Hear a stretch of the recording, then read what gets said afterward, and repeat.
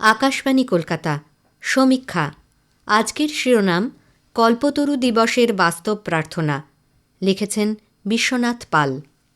১ জানুয়ারি ১৮৮৬, ইংরেজি নতুন বছর। ক্যান্সারে আক্রান্ত শ্রীরামকৃষ্ণ পরমহংসদেবের শরীর ক্লান্ত হলেও মনের শান্তি অপসৃত হয়নি।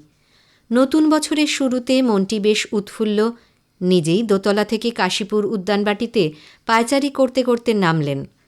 ভক্তভৈরব গিরিশচন্দ্র ঘোষ প্রণাম করতেই তিনি বালকের মতো গিরিশকে হেসে বললেন, তুমি যে সকলকে আমার অবতারত্ব সম্বন্ধে বলিয়া বেড়াও, তুমি আমার সম্বন্ধে কি দেখিয়াছ ও বুঝিয়াছ?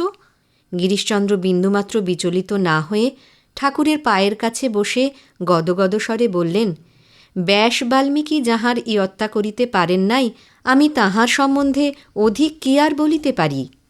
গিরিশচন্দ্রের অন্তরের সরল বিশ্বাস তাঁর কথায় ব্যক্ত হওয়ায় ঠাকুর মুগ্ধ হয়ে গিরিশকে উদ্দেশ্য করে সমবেত ভক্তগণের উদ্দেশ্যে বললেন, তোমাদের কি আর বলিব, আশীর্বাদ করি তোমাদের চৈতন্য হোক।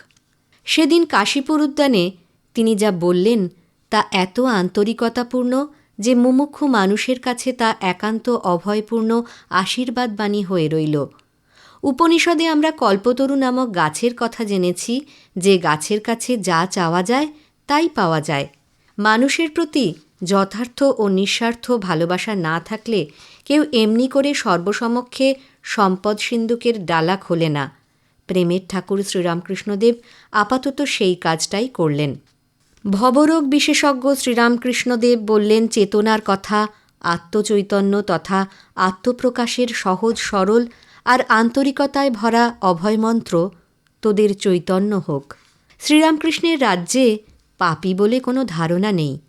মূর্খ, ম্যাথর, চণ্ডাল, অস্পৃশ্য কেউ অবহেলার পাত্র নয়। যে ধারণার শুভ সূচনা করেছিলেন এই বাংলার আর একজন অবতার শ্রী চৈতন্য মহাপ্রভু, তিনি তো জোরের সঙ্গে বলেছেন, চণ্ডালপি দ্বিজ শ্রেষ্ঠ হরি ভক্তি পরায়ণা। জীবে প্রেম, ঈশ্বরের ভক্তি আর হরিনাম করে জীবন কাটানোর নিদান দিয়েছিলেন শ্রী চৈতন্যদেব। আর প্রেমের ঠাকুর শ্রীরামকৃষ্ণদেব বললেন, মানব জীবনের একমাত্র উদ্দেশ্য হচ্ছে ঈশ্বর লাভ। যাকে পেলে সব চাওয়া মিটে যায়, সেই ঈশ্বরকে ধরার যন্ত্র ঈশ্বরই আমাদের সবার মধ্যে দিয়েছেন, সেটি হল হৃদয়। ভক্তের হৃদয় ভগবানের বৈঠকখানা। ভক্তি, বিশ্বাস আর আন্তরিকতাপূর্ণ প্রেম দিয়ে ঈশ্বরকে বাগে আনতে হয়। লোহার সূচ যেমন দীর্ঘদিন কাদায় থাকলে আর চুম্বকে কাজ করে না, লোহা যাচাইয়ের জন্য শক্ত জায়গায় ঘষতে হয়, আমাদের তেমনি নির্জনে বাস, সাধুসঙ্গ, জীবে দয়া, পরোপকারে ঝুঁকতে হবে। কেবল আমি আমি নয়, তুমি তুমি করতে হবে। তুমিই কর্তা আর সব অকর্তা, এই সংকল্প মনে গেঁথে যাওয়ার নাম চৈতন্য। ঈশ্বরে শরণাগতি না এলে জীব জড়মাত্র। আমাদের মধ্যে জড়ত্ব থাকলে আমরা ইতর প্রাণীর মতো ইন্দ্রিয়ের দাসত্ব করব। তিনি বললেন, আমি অমুকচন্দ্র তমুক, আমি ধনী, আমি মানি, জ্ঞানী, এগুলো আমাদের আসল পরিচয় নয়। ব্রহ্মময়ীর সন্তান আমরা। আমাদের নশ্বর শরীর মানুষের বিন্দুমাত্র উপকারে এলে আত্মচৈতন্যের উদ্বোধন হয়, আর তখনই ঈশ্বর চৈতন্যের হদিশ মেলে। তবে ভক্ত বলে বোকা হলে চলবে না। বোকামি আর সরলতা এক নয়, এটা জেনে সঠিক পথে হাঁটতে হবে। লক্ষ্যে অবিচল থাকলে তাঁর কৃপা পাব।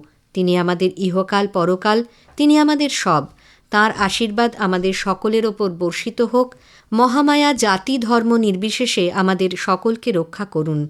কল্পতরু দিবসে এই প্রার্থনা। সমীক্ষা শেষ হল। এটি লিখেছেন বিশ্বনাথ পাল।